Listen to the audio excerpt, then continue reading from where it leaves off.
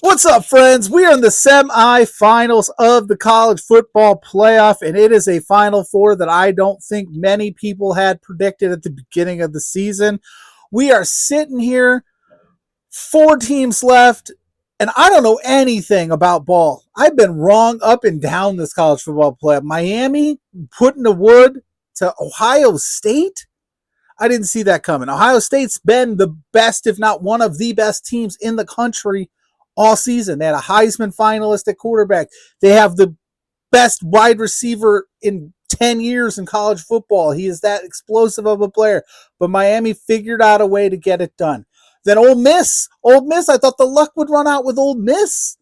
The Lane Kiffin stuff, I thought that luck would run out. Trinidad Shambliss is killing. They take care of Georgia. So we got Miami versus Ole Miss in one quadrant here. And I got to be honest with you, I'm rooting for Ole Miss because I haven't rooted for Miami since the beginning of the season because go Irish. But they deserve to be there. They've been playing like one of the best four teams in the country. This is the Miami I think they expected when they got Carson Beck.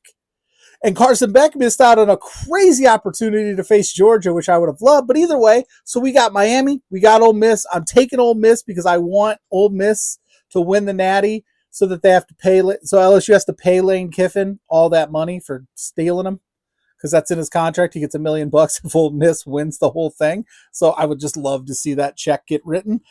And then we have on the other side of this quadrant, we got Oregon. They took care of business over Texas Tech. Texas Tech just could not move the ball. I don't know what to tell you there. That game was sloppy on their end the whole way through. Oregon is highly motivated, and they're taking on an Indiana football team that embarrassed Alabama. Not in basketball. The IU Hoosiers are known for basketball. They embarrassed them in football.